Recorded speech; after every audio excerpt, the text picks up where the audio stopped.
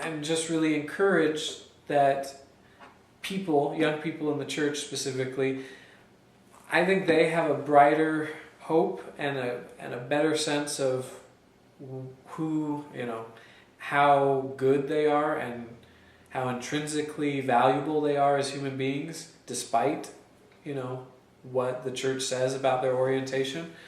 Two of my youngest siblings have openly gay friends at school. This is like high school age kids, and they're in Utah and they're openly gay, and that's not a problem. So, and they come over to the house and they're completely welcomed by my parents and everything. When I came out to my youngest siblings, they were actually just exuberantly happy by what I was saying. And my brother, who just went into the MTC like a couple weeks ago, he said it was like Christmas morning, like for me to just kind of spring this fact on them.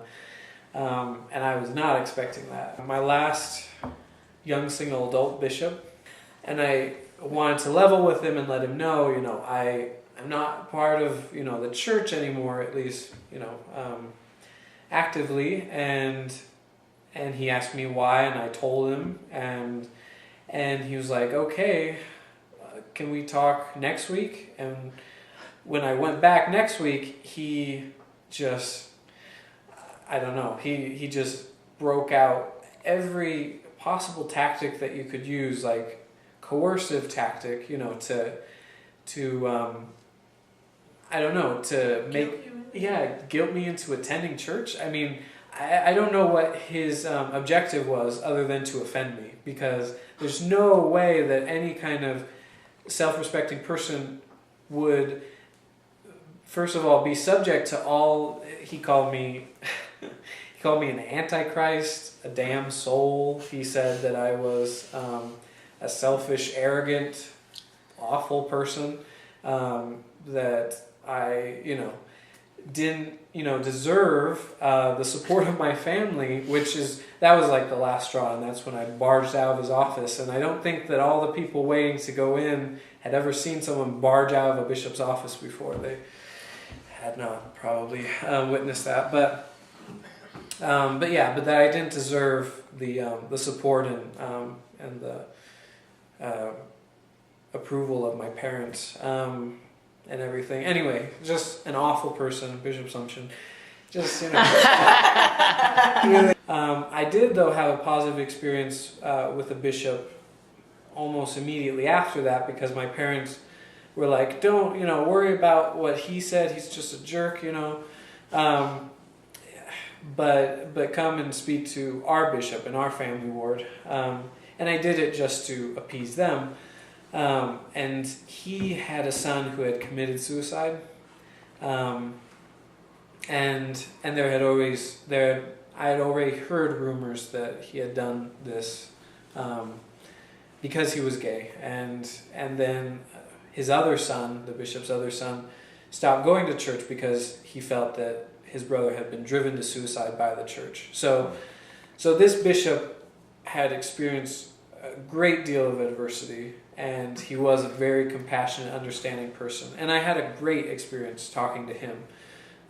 We didn't, come to really any consensus other than, I respect you, and I am grateful that you respect me. And, and if there's any way that we can be mutually helpful to each other, that's going to be great, so...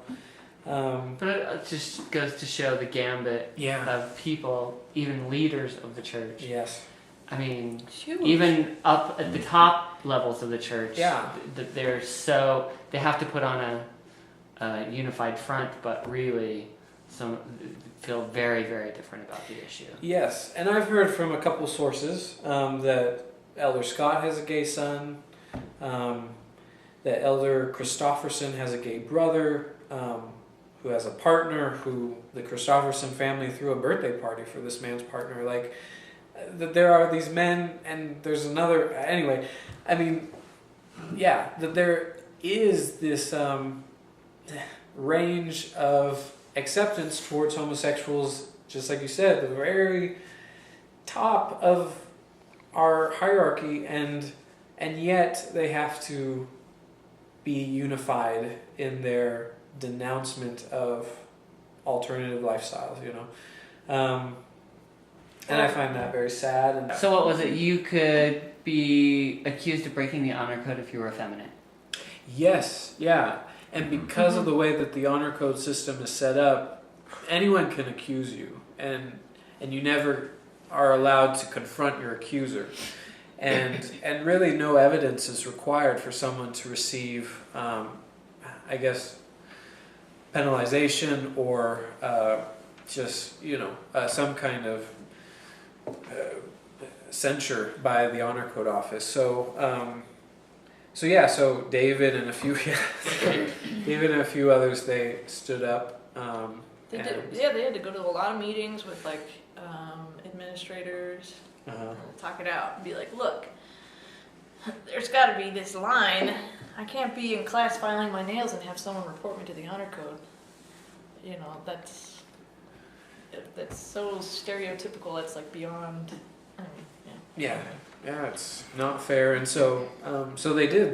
They saw the reason of their argument and they changed it. So now it's. I mean, they say it's a 1-for-1 standard, kind of like heterosexual purity and homosexual purity. It's on the same level. It's not, So you can hold hands and walk to the campus. Yeah, exactly. I mean, a few students in the sociology department have tried that, but only as an experiment to see how many looks they get from people as they're walking past. See how many honor code detectives are at their house when they get back to their apartment. Right, just to see how sensitive the issue is, and it still is very much a minefield for gay students. But, and this is kind of getting off our story a little bit, but we both have friends who, Brent Kirby, he is very active in trying to build bridges between the church and homosexuals, and he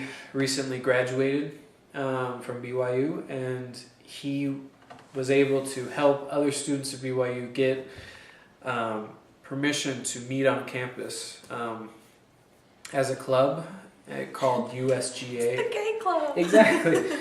So there's a group not officially recognized by the administration, but they are allowed to assemble on campus, and they're USGA, Understanding Same Gender Attraction. And they have a Facebook page and everything, so we're doing a plug for them.